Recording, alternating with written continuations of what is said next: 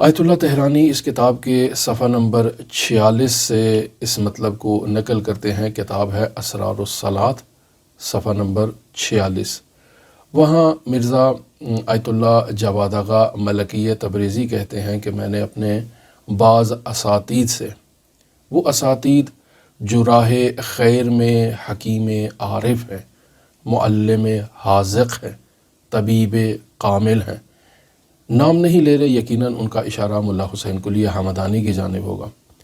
تو آیت اللہ مرزا جواد آغا ملکی تبریزی فرماتے ہیں کہ میں نے اپنے بعض اساتید سے پوچھا کہ اعضاء و جوارح میں کون سا عمل ایسا ہے جسے آپ نے خود اپنی زندگی میں تجربہ کیا ہو اور وہ انسان کے قلب پر بہت زیادہ اثر انداز ہوتا ہو، ایسے کسی عمل کے بارے میں رہنمائی فرمائیے۔ تو مرزا جواد آغا ملکی تبریزی اپنے استاد سے لکھتے ہیں کہ انہوں نے فرمایا سجدہ طولانی، ہر روز طویل سجدہ کرے خداوند متعال کی بارگاہ میں، اور اگر یہ سجدہ 1 گھنٹہ یا 45 منٹ تک بھی جاری رہے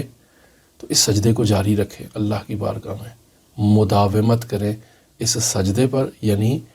باقاعدگی کے ساتھ ہر روز 1 گھنٹہ یا 45 منٹ خداوند متعال کی بارگاہ میں اپنی پیشانی کو خاک پر رکھ کر خداوند متعال کے حضور ان کلمات کا تکرار کریں کہ لا الہ الا انت سبحانک انی کنت من الظالمین۔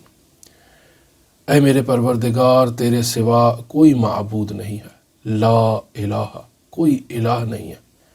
الا انت سوائے تیرے، بس اے میرے معبود تیرے سوا تو کوئی معبود ہی نہیں ہے، سبحانک اور بے شک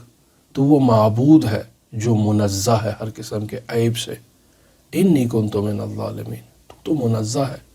ظالمین سے، تو میں ہوں جس نے اپنے نفس پر ظلم کیا، جس نے خود کو بیچارہ کر رکھا ہے، وہ ظالم تو میں ہوں۔ بس خداوند متعال کو ہر عیب سے منزہ جانتے ہوئے، حتیٰ اس تصور سے بھی کہ اے میرے پروردگار تو نے اس دنیا میں مجھے بھیج کر مجھ پر ظلم نہیں کیا ہے، مجھ پر ستم نہیں کیا ہے، یہ میں ہی تھا جس نے اپنے نفس کے اوپر ظلم کیا اور خود کو اس دنیا کی آلودگیوں میں مبتلا کر دیا، ہلاکتوں میں مبتلا کر دیا۔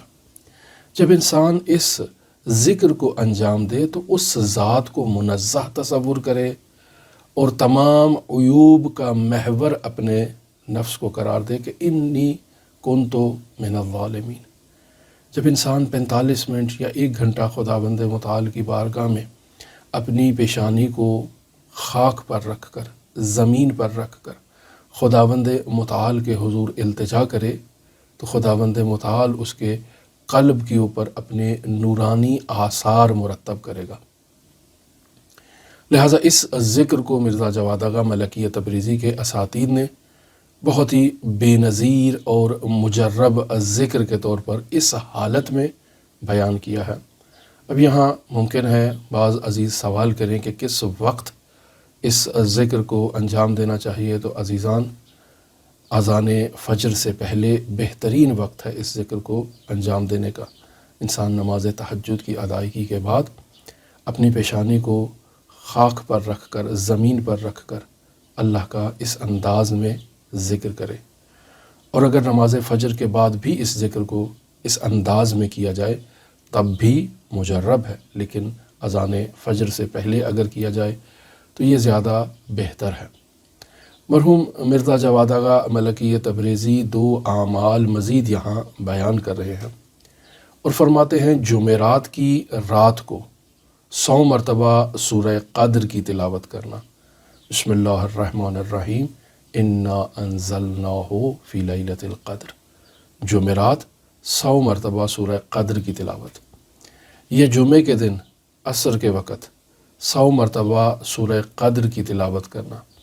مرحوم مرزا جواد آغا ملکی تبریزی کہتے ہیں کہ میرے استاد نے مجھے یہ بیان کیا کہ میں نے مستحب اعمال میں ان 3 اعمال سے زیادہ مؤثر کوئی عمل دیکھا ہی نہیں ہے، لہذا بہت ہی تاکید فرمائی ہے انہوں نے۔ اور روایات میں ملتا ہے کہ عصر جمعہ کے وقت جب انسان عصر جمعہ کے وقت 100 مرتبہ سورہ قدر کی تلاوت کرتا ہے تو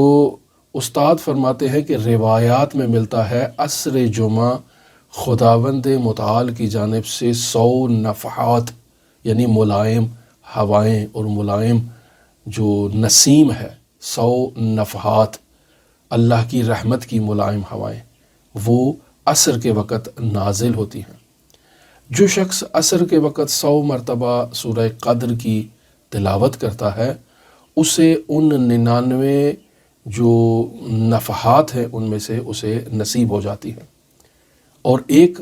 جو نفحہ ہے وہ خود روز جمعہ کا ہے، لہٰذا وہ بھی اسے نصیب ہوتا ہے، اور اس طرح سے یہ شخص سالک 100 عدد نفحات الہی کا مالک بن جاتا ہے۔ لہٰذا عزیزان محترم، مرحوم مرزا جواد آغا ملکی تبریزی اپنے استاد سے اس بات کو نقل کر رہے ہیں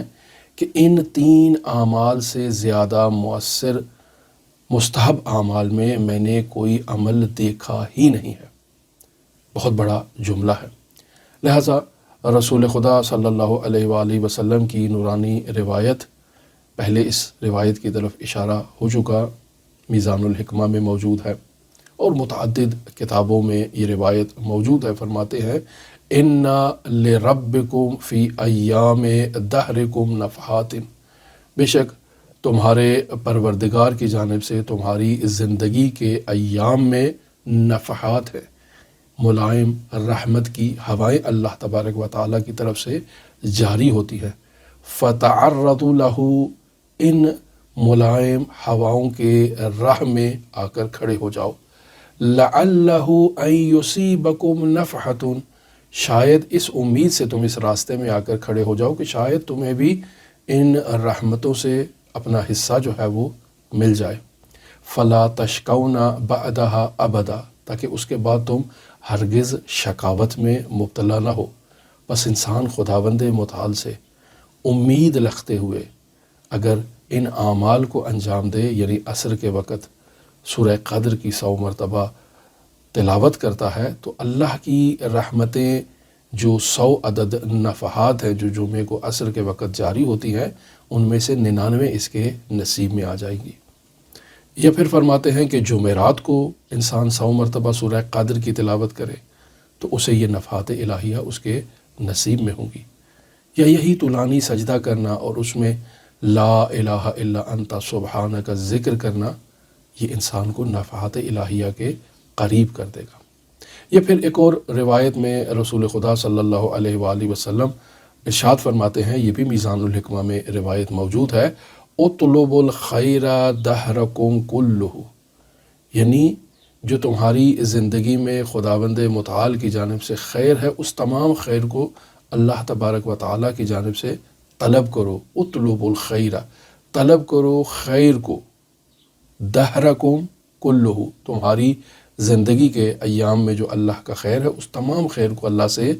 طلب کرو۔ وَتَعَرَّضُوا لِنَفْحَاتِ اللَّهِ، اور اللہ کی جو یہ ملائم رحمت کی ہوائیں ہیں خود کو ان کے راستے میں کھڑا کر دو، ان کے راستے میں لے آؤ،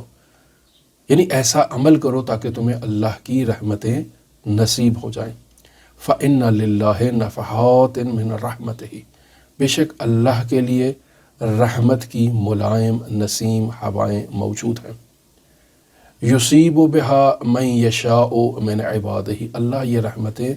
اپنے بندوں میں سے جس بندے کے لیے مناسب سمجھتا ہے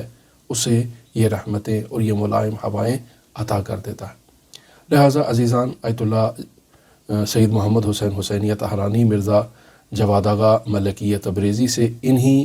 نفحات الہیہ کو بیان کر رہے ہیں ہمارے لیے۔